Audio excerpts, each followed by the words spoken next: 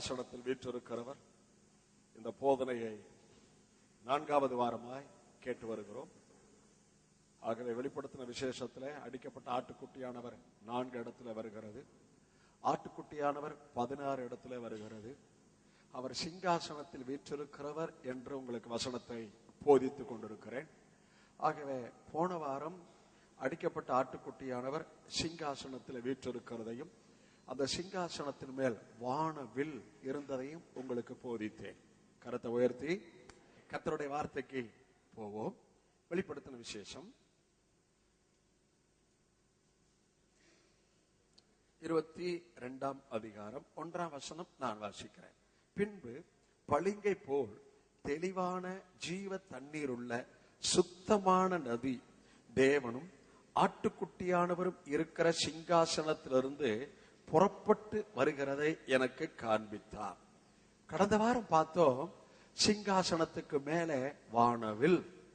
ஹல்லேலூயா, ஹல்லேலூயா. ஆகவே இந்த வாரம் நாம் எதை பார்க்க போகிறோம்?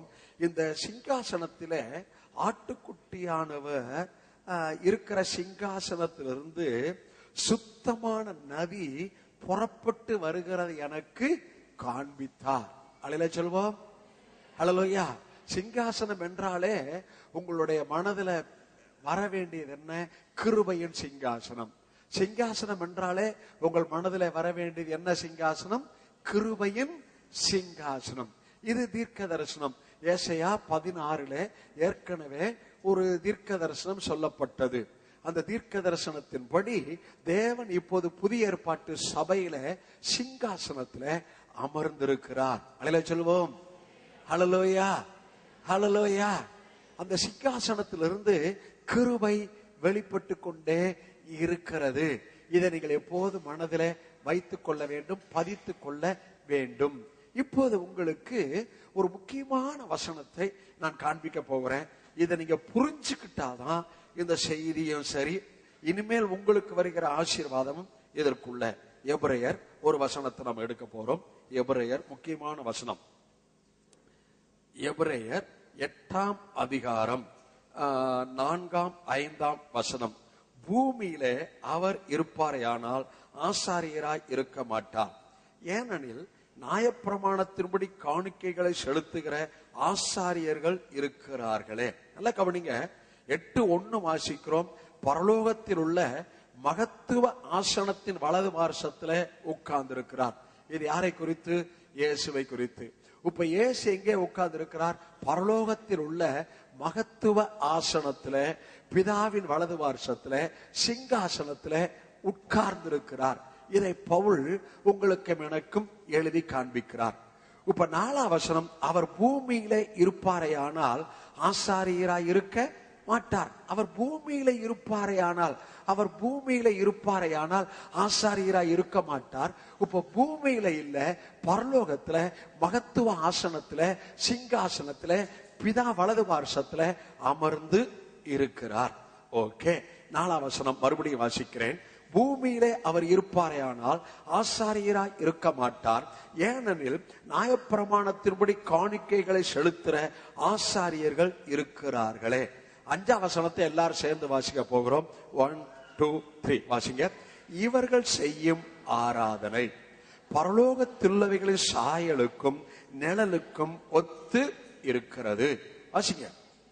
அப்படியே மோசே கூடாரத்தை உண்டு பண்ண போகையில் மலையிலே உனக்கு காண்பிக்கப்பட்ட மாதிரியின்படி நீ எல்லாவற்றையும் செய்ய எச்சரிக்கையாய் இரு என்று தேவன் அவனுக்கு கட்டளை இட்டார். நல்லா கவனிங்க. தேவன் பரலோகத்தில் இருக்கிற ஒரு மாதிரியை தான் பூலோகத்திலே ஸ்தாபிக்க மோசேக்கு கட்டளையிட்டார். ஆகவே பரலோக மாதிரியை பார்த்தான். அந்த பரலோக மாதிரியின்படி இந்த பூமியிலே ஆசரிப்பு கூடாரத்தை மோசே செய்தான். அல்லேலூயா சொல்வோம். அப்ப நமக்கு மாதிரி எல்லாம் எங்க இருக்கிறது? பரலோகத்தில் இருக்கிறது. அந்த மாதிரியின்படி இந்த பூமியிலே தேவன் செயல்பட்டு வருகிறார். அல்லேலூயா சொல்வோம். அல்லேலூயா. ஆகவேதான் பாருங்க 5ஆம் வசனத்தை நான் மறுபடியும் வாசிக்கிறேன். இவர்கள் செய்யும் ஆராதனை பரலோகத்தில் உள்ளவைகளின் சாயலுக்கும் நிழலுக்கும் ஒத்து இருக்கிறது. அதாவது பூமியிலே இவர்கள் செய்யும் ஆராதனை பரலோகத்தில் உள்ளவைகளின் சாயலுக்கும் நிழலுக்கும் சொல்லுங்க ஒத்திருக்கிறது. அப்ப நம்ம செய்யற ஆராதனை பரலோகத்தில் உள்ளவைகளின் சாயல் நிழல் ஒத்து இருக்கிறது. இப்ப நம்ம செய்யற ஆராதனை நிஜம். ஆனால் இந்த ஆராதனை பரலோகத்தில் உள்ளவைகளில் சாயலுக்கும் நிழலுக்கும் ஒத்து இருக்கிறது. எத்தனை பேர் சொன்னதை புரிஞ்சுக்கிட்டீங்க? ஹல்லேலூயா. ஆகவே பரலோகத்தின் மாதிரி தான் இந்த பூமியிலே கர்த்தருடைய சபை ஸ்தாபிக்கப்பட்டு இருக்கிறது. கரத்தை உயர்த்தி. அப்ப பரலோகத்துல பிதாவின் வலது பார்சத்துல இயேசு உட்கார்ந்து இருக்கிறார் என்றால், பூலோகத்திலே சபையிலும் தேவன் சிங்காசனத்திலே அவர் உட்கார்ந்தவராய் இருக்கிறார். கரங்களை தட்டி கர்த்தரை மகிமைப்படுத்துவோம். ஹல்லேலூயா. எத்தனை பேர் சொன்னதை விளையுங்கிட்டீங்க? ஆமென். ஆமா, அதனுடைய சாயல், அதனுடைய மாதிரி. ஆனா பூலோகத்துல நிஜம். ஆகவே பூலோகத்துக்கும் பரலோகத்துக்கும் இங்கே கனெக்ஷன் எதன் மூலம் இருக்கிறது? சபையின் மூலம். அல்லேலூயா சொல்வோம். ஹல்லேலூயா. இந்த பூமியில இருப்பவர்களுக்கு பரலோகத்துல பிதா வலது பார்சத்தில் இருக்கிற ஆட்டுக்குட்டியானவரோடோ பிதாவோடோ குமாரனோடோ தொடர்பு இல்லை. ஏனென்றால் இந்த பூமி முழுவதும் பொல்லாங்கானுக்குள் இருக்கிறது. இந்த பூமியில் இருக்கிற உங்களை தேவன் தம்முடைய குமாரனை அனுப்பி அவர் இரத்தத்தினால் நம்முடைய பாவங்களை மன்னித்து அவருடைய பிள்ளை ஆக்கி அவருடைய சரீரத்திலே கொண்டு வந்து நீங்கள் நானும் அவருடைய சரீரத்தில் இருக்கிறோம். இயேசு தலையாய் இருக்கிறார். அல்லேலூயா சொல்வோம். அல்லேலூயா. இப்போது அவருடைய சரீரத்தை கொண்டு இப்போது பரலோகத்துல நமக்கு என்ன இருக்கிறது? தொடர்பு இருக்கிறது. பரலோகத்தின் நிஜம்தான் இந்த பூலோகத்தில் இருக்கிற கர்த்தருடைய சபை. கரங்களை தட்டி கர்த்தரை மகிமைப்படுத்துங்க. ஹல்லேலூயா. இயேசு பலியானது நிஜம். இயேசு ரத்தம் சிந்தினது நிஜம். இயேசு சாபமானது நிஜம். இயேசு உயிர் தெழுந்தது நிஜம். இயேசு பரமேறி போனது நிஜம். இயேசு உங்களுக்காக உண்டு பண்ணின ஆசீர்வாதம் நிஜம். நீங்கள் கிறிஸ்துவுக்குள் நீதியாக்கப்பட்டது நிஜம். அவருடைய சபையில் இருக்கிறது நிஜம். அவருடைய சபையில சிங்காசனத்திலே கிருபையின் ஆசனத்திலே இப்போது இயேசு அமர்ந்திருப்பது நிஜம். ஹல்லேலூயா. ஹல்லேலூயா. எத்தனை பேர் சொன்னதை புரிஞ்சுக்கிட்டீங்க? ஓகே. இப்போது அந்த பரலோகத்தில் இருக்கிற சிங்காசனத்துல இருந்து ஆட்டுக்குட்டியானவரும் தேவனும் இருக்கிற சிங்காசனத்திலிருந்து என்ன புறப்பட்டுச்சான்? நதி புறப்பட்டது. என்ன புறப்பட்டுச்சுன்னு கேட்பேன், நீங்க சொல்லணும் நதி புறப்பட்டுச்சுன்னு சொல்லணும். என்ன புறப்பட்டுச்சு? என்ன புறப்பட்டுச்சு? என்ன புறப்பட்டுச்சு? ஆமா, சரி. இப்ப ஏற்கனவே பரலோகத்தில சாயலுக்கு நிழலுக்கு தான் நீங்கள் நானும் நிஜம், அவருடைய சபை நிஜம் என்று உங்களுக்கு நான் வெளிப்படுத்தி இருக்கிறேன். கரத்தை உயர்த்தி. ஓகே. இப்போது ஆதியாகமத்துல எந்த தோட்டத்தை பார்க்கிறோம்? ஏதேன் தோட்டத்தை பார்க்கிறோம். இந்த ஏதேன் தோட்டத்தை வசனம் வாசிக்கிறோம். தேவன் கிழக்கே ஒரு ஏதேன் தோட்டத்தை உண்டாக்கினார். நான் சொல்றத சொல்லுங்க. தேவன் கிழக்கே ஏதேன் தோட்டத்தை உண்டாக்கினார். கரத்தை உயர்த்தி. எங்க? பூமியில. ஆமென். சரி, அதுக்கு முன்னால தேவன் வானத்தை பூமி உண்டாக்குவதற்கு முன்பாக இந்த ஏதேன் தோட்டம் எங்க இருந்தது? வானத்திலே இருந்தது. நல்லா புரிஞ்சுக்க. வேதத்திலே தள்ளப்பட்ட தூதனை குறித்து, நீ தேவனுடைய தோட்டமாகிய ஏதேனில் இருந்தவன். யாரை குறித்து? தள்ளப்பட்ட தூதனை குறித்து. அவன் எங்க இருந்தவன்? தேவனுடைய தோட்டமாகிய ஏதேனில் இருந்தவன். சரி, இந்த தோட்டம் வானம் பூமி உண்டாவதற்கு முன்பாக எங்கே இருந்தது? வானத்தில் இருந்தது. தேவன் வானாதி வானத்தில் இருந்தார். அல்லேலூயா சொல்லுவோம்.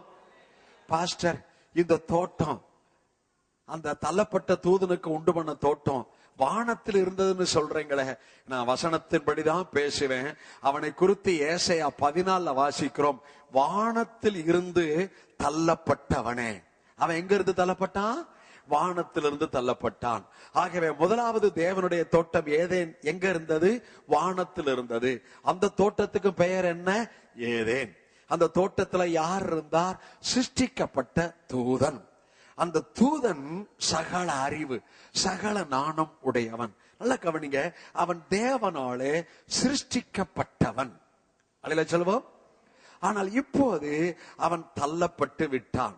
ஆகவே இப்போது வானம் பூமி எல்லாவற்றையும் உண்டு பண்ணின பின்பு இந்த பூமியில கிழக்கே ஆதாமுக்காக ஏவாளுக்காக ஒரு தோட்டத்தை உண்டு பண்ணினார். அல்லேலூயா சொல்வோம். எத்தனை பேர் நான் சொன்னதை புரிஞ்சுக்கிட்டீங்க? எத்தனை பேர் நான் சொன்னதை புரிஞ்சுக்கிட்டீங்க? சரி, இந்த தோட்டத்திலே தான் யாரை வைத்தார்? ஆதாமை வைத்தார், ஏவாளை வைத்தார். கரத்தை உயர்த்தி, கரத்தை உயர்த்தி, கரத்தை உயர்த்தி. ஓகே, இந்த தோட்டம் தான் இப்போது இருக்கிற சபை. இந்த தோட்டம் தான் இப்போது இருக்கிற சபை. இப்போது பூமியில இருக்கிற தேவனுடைய சபைதான் அவருடைய தோட்டம். நீங்களும் நானும் அவருடைய தோட்டத்துக்குள்ளே இருக்கிறோம். வசனம் சொல்கின்றேன், என் நேசருக்கு மேட்டிலே ஒரு திராட்சை தோட்டம் உண்டு. அல்லேலூயா சொல்வோம். அல்லேலூயா. ஏசாயா 5. அடுத்தபடி வாசிக்க வேண்டாம். ஏசாயா 27 நல்ல திராட்சரசம் தரும் தோட்டம் உண்டாயிருக்கும். ஆகவே இப்போது இந்த பூமியிலே அவருடைய திராட்சை தோட்டம் தான் சபை. அவருடைய திராட்சை தோட்டத்துக்குள் தான் நீங்களும் நானும் இருக்கிறோம். அல்லேலூயா சொல்வோம். ஏதேனிலே அவருடைய தேவன் உண்டு பண்ணின தோட்டத்திலே ஆதாமை வைத்தது போல இப்போது அவருடைய திராட்சை தோட்டமாகிய சபையிலே உங்களை என்னை தேவன் வைத்திருக்கிறார். வசனம் சொல்லுகிறது, ரட்சிக்கப்படுகிற மக்களை அனுதின சபையிலே சேர்த்தார். உங்களை தான் தம்முடைய அன்பை வெளிப்படுத்தி தம்முடைய குமாரன் மூலம் அவரோட ஒப்புரவாக்கி இப்ப தோட்டத்துக்குள்ள நீங்க இருக்கிறீங்க. கரத்தை உயர்த்தல செல்வோம். சரி, அந்த தோட்டம் என்ன தோட்டம்? திராட்சை தோட்டம். என்ன தோட்டம்? திராட்சை அப்படின்னாவே ரத்தத்தை குறிக்கும். கரத்தை உயர்த்தி, ஐயா இந்த தோட்டத்துக்குள்ள வந்த வழியை உங்களுக்கு காமிக்கிறேன். நீங்களும் நானும் இந்த தோட்டத்துக்குள்ள வந்த வழி எது தெரியுமா? இயேசுவின் ரத்தம். ஒருத்தர் கூட நீங்க கைய தட்டமா, நான் என்ன பண்றது உங்களுக்கு? ஐயா பவுல் சொல்லுகிறார், தேவன் தம்முடைய சுய ரத்தத்தினாலே சம்பாதித்த சபை உங்களை என்னையும் ரத்தத்தினால சம்பாதிச்சுக்கிட்டாராம். நீங்க வேலை பண்ணி சம்பளம் வாங்கினது போல, நீங்க உழைச்சு சம்பளம் வாங்கினது போல இயேசு தன் ஜீவனை கொடுத்து, இயேசு கீழ்ப்படிந்து, இயேசு ஆக்கணைக்குள் உட்பட்டு, இயேசு ரத்தம் சிந்தி உங்களை சம்பாதிச்சுட்டாரு. ஆகவேதான் பவுல் சொல்லுகிறார், நீங்கள் நானும் கிரயத்திற்கு கொல்லப்பட்டோம், இந்த தோட்டத்துக்குள் கொண்டு வந்ததே இயேசுவின் ரத்தம். அல்லேலூயா, அல்லேலூயா. இந்த தோட்டத்துக்குள்ள நீங்க மறுபடியும் ஜீவனை பெற்று வாழ்கிற வாழ்வுக்குத்தான் இயேசு ஒரு நேமத்தை உண்டு பண்ணினார். அந்த நேமம் இந்த சரீரத்தை புசித்து இந்த இரத்தத்தை பானம் பண்ணுகிறவனுக்கு நித்திய ஜீவன் உண்டு. கரத்தை உயர்த்தல சொல்வோம்.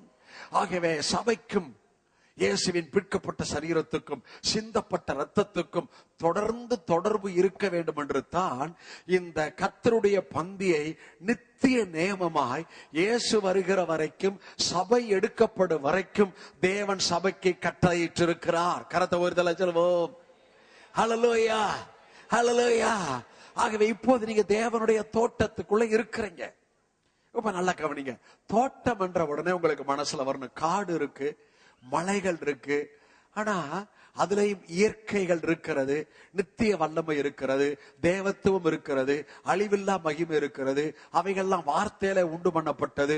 காடுகள், மலைகள், இயற்கை அழகுகள், ஆறுகள், நதிகள், இவைகள் எல்லாம் இயற்கை தேவனால சிருஷ்டிக்கப்பட்டது. அல்லேலூயா சொல்வோம். ஆனா தோட்டம், தோட்டம் சொல்லுங்க, தோட்டம் சொல்லுங்க, தோட்டம் சொல்லுங்க, தோட்டம். தோட்டம்னாவே அதெல்லாம் சொன்னோன்னு வந்துருச்சு. ஆனா தோட்டம் அப்படி வராது. கிழக்கே ஆதாமுக்கு தேவன் ஒரு தோட்டத்தை உண்டு பண்ணி. அல்லேலூயா செல்வம். ஹல்லேலூயா. ஐயா வசனத்தை கவனிங்க ஐயா.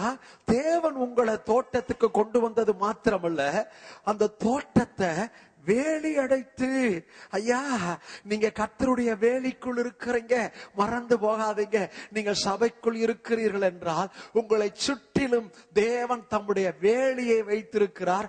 அந்த வேலியில ஒரு வேலி தேவ தூதர்கள் உங்களை சுற்றிலும் வேலியாக பாதுகாத்து கொண்டிருக்கிறார்கள்.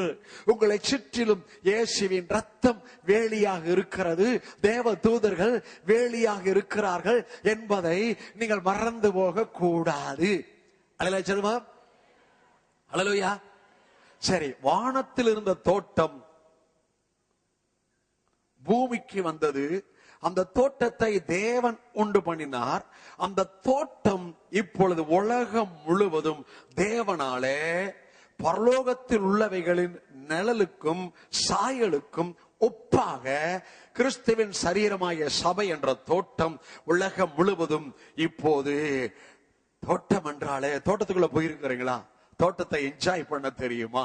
தோட்டத்துல கனிகள் இருக்கிறது, தோட்டத்துல மலர்கள் இருக்கிறது, தோட்டத்துல வாசனை இருக்கிறது.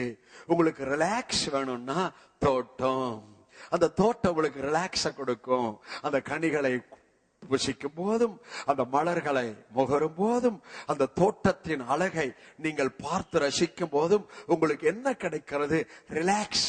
ஐயா, இந்த ஆராதனையில யாராவது அந்த தோட்டத்துக்குள்ள இன்னும் வரலன்னா, உங்களுக்காக ஒரு தோட்டத்தை உலகம் முழுது உண்டாக்கி இருக்கிறார். பிளஸட் பணியல் தோட்டம் இங்க திருமுல்ல வாயில் இருக்கு. இந்த தோட்டத்துக்குள்ள நீங்க வந்துட்டீங்கன்னா உங்களுக்கு இளைப்பாறுதல் தான். இந்த தோட்டத்துக்குள்ள வந்துட்டீங்கன்னா உங்களுக்கு பாதுகாப்பு தான். இந்த தோட்டத்துக்கு வர ஒரே ஒரு வழி, தேவன் இயேசுவை உயிரோடு எழுப்பினார் என்று இருதயத்தில் விசுவாசித்து வாயினால அறிக்கை செய்தா ரட்சிக்கப்பட்டுருவீங்க. நீங்க தோட்டத்துல வந்துருவீங்க. தோட்டத்தின் ஆசீர்வாதங்கள் உங்களுடையது. அல்லேலூயா செல்வம். ஐயா, நீங்க தோட்டத்தில் இருக்கவங்களா, நீங்க ஏற்கனவே ஆசீர்வாதத்துக்குள்ள இருக்கிறீங்க. அதை உங்களுக்கு இப்ப காமிக்க போறேன். அந்த தோட்டத்தின் ஆசீர்வாதத்தையும் நதி புறப்படுகிறதையும் அதனுடைய ஆசீர்வாதத்தையும் உங்களுக்கு காண்பிக்க போறேன். கரத்தை உயர்த்தி சொல்வோம். ஹல்லேலூயா. ஓ பிரைஸ் தி லார்ட். தோட்டத்தின் ஆசீர்வாதம். ஆதியாகமத்தின் புஸ்தகம், ஆதியாகமம் 2ஆம் அதிகாரம் 8ஆம் வசனம். தேவனாகிய கர்த்தர் கிழக்கே ஏதேன் என்னும் ஒரு தோட்டத்தை உண்டாக்கி தாம் உருவாக்கின மனுஷனை அதிலே வைத்தார். ஐயா, தோட்டத்தை உண்டாக்குனதும் அவர்தான். தாம் உருவாக்கின மனுஷனை தோட்டத்துல வச்சதும் அவர்தான். கரத்தவத்துல சொல்வோம். நம்ம ரட்சித்ததும் அவர்தான். நம்மை தோட்டத்துல வந்து சேர்த்ததும் அவர்தான். தோட்டத்தின் ஆசீர்வாதங்களை கொடுக்கிறவரும் அவர்தான். அல்லேலூயா சொல்வோம். சபை என்றால் என்னன்னு கேட்பேன். திராட்சை தோட்டம் சொல்லணும். சபை என்றால் என்ன சொல்லுங்க? தேவனுடைய திராட்சை தோட்டம் சொல்லுங்க. சபை என்றால் என்ன? தேவனுடைய. சபை என்றால் என்ன? தேவனுடைய. நான் நீங்க எங்க இருக்கிறேன்னு கேட்பேன். தேவனுடைய திராட்சை தோட்டத்துக்கு சொல்லணும். நீங்க எங்க இருக்கிறீங்க?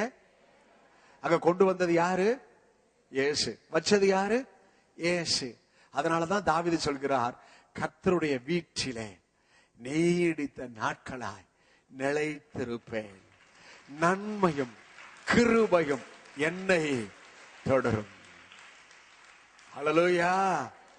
ஐயா, தாவீது சொல்றான், ஒலிவ மரத்தை போல நான் பச்சையா அவருடைய தோட்டத்தில் இருக்கிறேன். அவருடைய தோட்டத்தின் மேன்மை, சபையின் மேன்மை, சபையை குறித்த வெளிப்பாடு உங்களுக்கு ஃபுல்லா வந்துருச்சுன்னாவே நீங்க பசுமையா இருப்பீங்க, செழுமையா இருப்பீங்க, நீங்க ஆசீர்வதிக்கப்பட்டவங்களா இருப்பீங்க. அல்லேலூயா சொல்வோம். ஹல்லேலூயா. ஓகே, இந்த ஏதேன் தோட்டத்துக்கான உங்களுக்கு விளக்கத்தை உங்களுக்கு நான் சொல்ல விரும்புகிறேன். இந்த ஏதேன் தோட்டத்துக்கான ஆசீர்வாதத்தை உங்களுக்கு சொல்ல விரும்புகிறேன். நீங்க ஏற்கனவே இதுக்குள்ளதான் இருக்கிறீங்க. இப்ப நான் சொல்றதுக்குள்ள இருக்கிறீங்க. நீங்க புரிஞ்சுகிட்டா போதும், இது உங்களுடையதாய் வெளிப்படும். ஏற்கனவே நான் சொல்றதுக்குள்ள இருக்கிறீங்க. தோட்டத்தில் இருக்கிறது என்னன்னு இப்ப காமிக்க போறேன். ஏற்கனவே இதுக்குள்ள இருக்கிறீங்க. இதை நீங்க விளங்கிக்கிட்டா இப்போது என்ன ஆகும்? இந்த ஆசீர்வாதம் மேனிஃபெஸ்ட் ஆகும். இந்த ஆசீர்வாதம் வெளிப்படும். அல்லேலூயா சொல்வோம். அல்லேலூயா. சரி, ஏதேன் என்றால் என்ன? ஏதேன் என்றால் என்ன? கர்த்தருக்கு ஸ்தோத்திரம். ஏதேன் என்றால் abundance. ஏதேன் என்றால் riches. ஏதேன் என்றால் டிலைட். ஏதேன் என்றால் திருப்தி. ஏதேன் என்றால் அல்டிமேட் ஹாப்பினஸ். ஏதேன் என்றால் டிலைட்ஃபுல் பிளேஸ். ஏதேன் என்றால் பாரடைஸ். அல்லேலூயா சொல்லுவோம். ஏதேன் என்றால் அல்டிமேட் ஹாப்பினஸ். மேக்சிமம் சந்தோஷம் தோட்டத்தில் இருக்கு.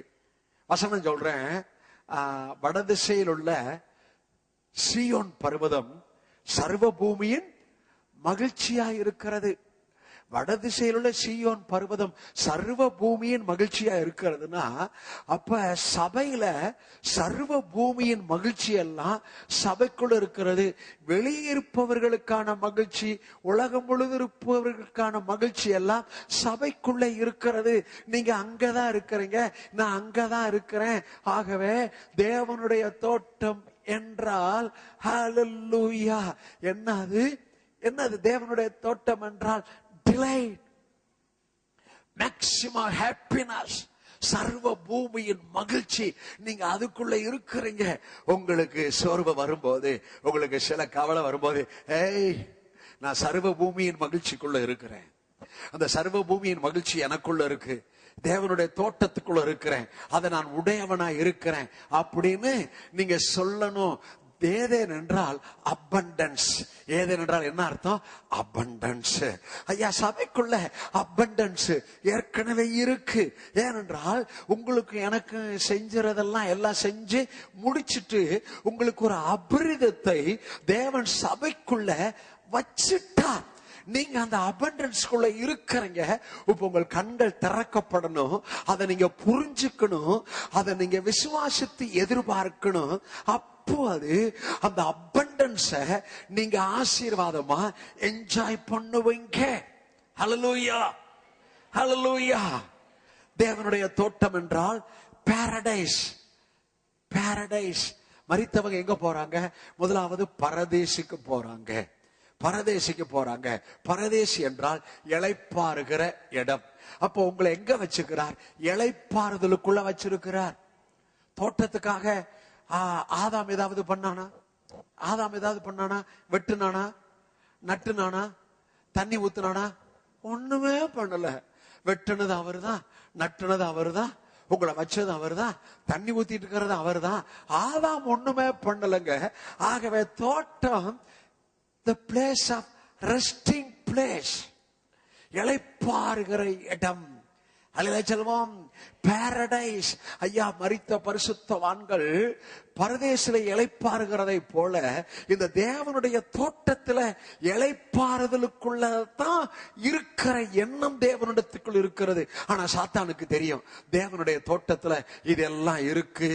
மேக்சிமம் ஹாப்பினஸ், சாட்டிஸ்பாக்சன், திருப்தி, அபிருதம், இளைப்பாறுதல் இதெல்லாம் இருக்கு என்று அவனுக்கு தெரியும். அதனாலதான் அவன் அந்த இளைப்பாறுதலை பாதிக்க, உங்களுக்கு இருக்கிற மகிழ்ச்சியை பாதிக்க, உங்களுக்கு தேவன் உண்டு பண்ணின அபிருதத்தை பாதிக்க அவன் உங்கள்கிட்ட வாழ ஆட்டிட்டு இருக்கிறான். ஆனா நீங்க உடனே சத்தியத்தை அறிவிகள், சத்தியம் உங்களை விடுதலையாக்கும். ஐயா, உங்கள் நிலைமையை நீங்கள் புரிந்து கொள்ளும் மட்டும் இருக்கிற நிலைமையிலிருந்து மாற்றம் வராது. உங்கள் நிலைமையை வேத வசனத்துக்குள்ளே புரிந்து கொள்வீர்களே ஆனால் இருக்கிற நிலைமையிலிருந்து மாற்றம் வரும், முன்னேற்றம் வரும், விருத்தி வரும், செழிப்பு வரும், அபிருதம் வரும், சாட்சிகள் வரும், அற்புதம் வரும், வர வேண்டியது வரும், வராதது வரும், நன்மை வரும், எல்லாம் வந்து கொண்டே இருக்கும். எப்போது என் ஜனங்கள் அறிவில்லாமையினால் சங்காரமா என்ற நிலைமையில இராதபடி தேவனுடைய தோட்டத்தை குறித்த வெளிப்பாடு என்ன என்பதை நான் எங்க இருக்கிறேன், இங்க என்ன இருக்கு, இதை நீங்கள் விளங்கி கொள்ளும் போதுதான் இந்த ஆசீர்வாதங்களை உடையவர்களாக நீங்கள் வாழ முடியும். ஹல்லேலூயா, ஹல்லேலூயா, ஹல்லேலூயா. எத்தனை பேர் நல்லா விளையுங்கிட்டீங்க? உங்க இளைப்பாறுதலை பாதிக்கிறதுக்கு இடம் கொடுக்காதீங்க. Resting place. நான் ரெஸ்டிங் பிளேஸ்ல இருக்கிறேன். ரெஸ்டிங் பிளேஸ் அதான் கர்த்தருடைய சபை, அதான் தேவனுடைய தோட்டம். தேவனுடைய பிள்ளைகளே, இயேசு எதை கொடுத்தார்?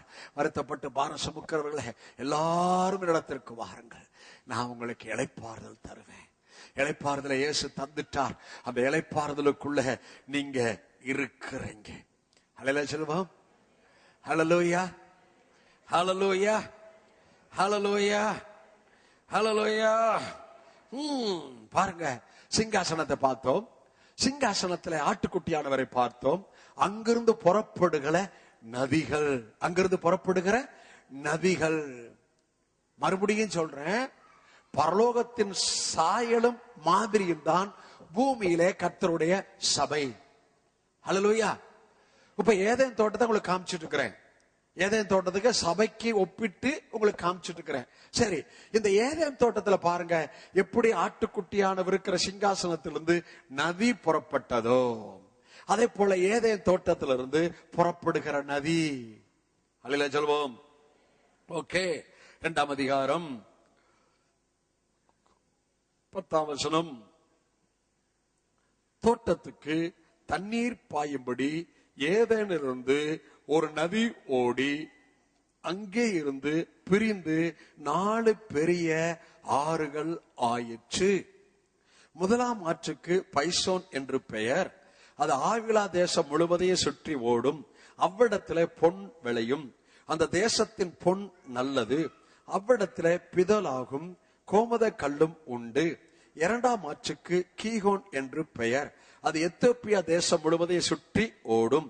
3ஆம் ஆற்றுக்கு இதக்கேல் என்று பெயர். அது அசிரியாவுக்கு கிழக்கே ஓடும். 4ஆம் ஆற்றுக்கு ஐப்பிராத்து என்று பெயர். அந்த பாருங்க, நல்லா கவனிங்க, ஏதேனிலிருந்து ஒரு நதி ஓடி தோட்டத்துக்கு தண்ணீர் பாயணும். தோட்டத்துக்கு என்ன பாயணும்?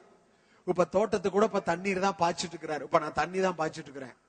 தோட்டத்துக்கு தண்ணீர் பாயணும். ஆண்டவர் எவ்வளவு நாணமானவர் ஐயா.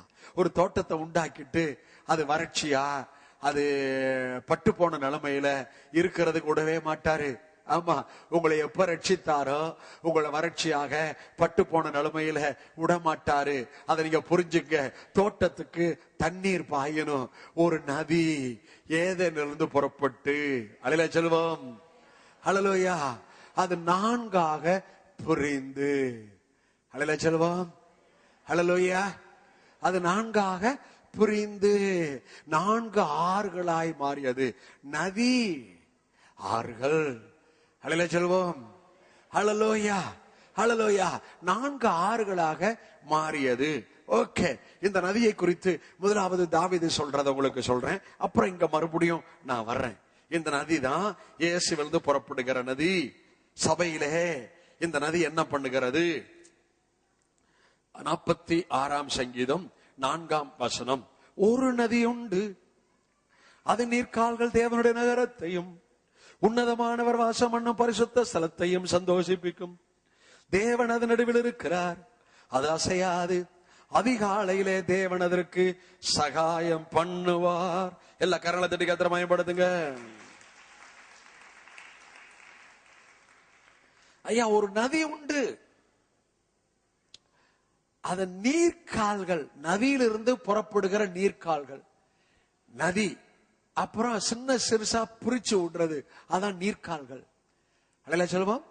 அது நீர்க்கால்கள் தேவனுடைய நகரத்தையும் உன்னதமானவர் வாசம் பண்ணும் பரிசுத்த ஸ்தலத்தையும் சந்தோஷிப்பிக்கும். தேவனுடைய நகரம் எது? சபை. ஏசாயா 26ல பெலனான நகரம் நமக்கு உண்டு, பெலனான நகரம் நமக்கு உண்டு, ரட்சிப்பே அதற்கு முதலாய் ஏற்படுத்துவேன். அப்ப தேவனுடைய நகரம் சபை. சபை குறித்து புரிந்து கொள்ளுங்கள்.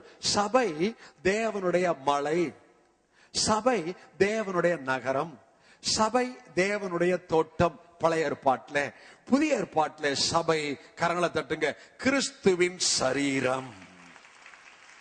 அல்லேலூயா. புரிஞ்சுக்குங்க, ஒரு நதி உண்டு, அதன் நீர்க்கால்கள் தேவனுடைய நகரத்தையும், சிங்காசனத்திலிருந்து புறப்பட்டு வருகிற நதியின் நீர்க்கால்கள் தேவனுடைய நகரத்தையும், அல்லேலூயா அல்லேலூயா, தேவனுடைய நகரத்தையும் உன்னதமானவர் வாசம் பண்ணும் பரிசுத்த தலத்தையும் சந்தோஷிப்பிக்கும். அப்ப ஆண்டவருடைய எண்ணத்தை பாருங்க. உன்னதமானவர் வாசம் பண்ணும் பரிசுத்த ஸ்தலம். மோசேக்கு சொன்னார், நான் அவர்கள் நடுவே வாசம் பண்ண ஒரு ஆசரிப்பு கூடாரத்தை ஏற்படுத்துவாயாக. அப்ப ஆண்டவருடைய எண்ணம் என்ன? நடுவே வாசம் பண்ண. ஆனா அவங்களுக்கு நடுவே வாசம் பண்ணினார், ஆனா உங்களுக்கு எனக்கும் உள்ளேயே வாசம் பண்ணுகிறார். எதுக்கு வாசம் பண்ணுகிறார்? ஒரு நதி உண்டு, அதன் நீர்க்கால்கள் தேவனுடைய நகரத்தையும் உன்னதமானவர் வாசம் பண்ணும் பரிசுத்த ஸ்தலத்தையும் சந்தோஷிப்பிக்கும். அப்ப ஆண்டவருடைய எண்ணமே, நான் வாசம் பண்ணுகிற சபை, நான் வாசம்